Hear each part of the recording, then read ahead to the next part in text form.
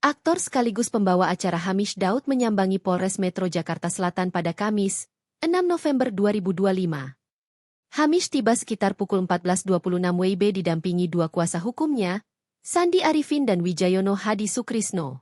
Saat tiba, Hamish tampak enggan banyak berkomentar. Ia hanya menebar senyum ketika awak media menanyakan berbagai hal, termasuk soal kasus perceraiannya dengan Raisa.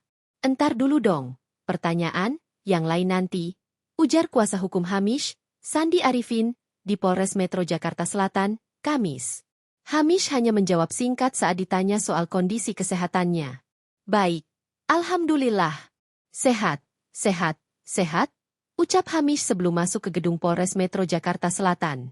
Sebelumnya, pada Juni 2025, Hamish juga sempat mendatangi Polres Metro Jakarta Selatan untuk berdiskusi dan membuat laporan terkait dugaan pencatutan namanya dalam sebuah perusahaan.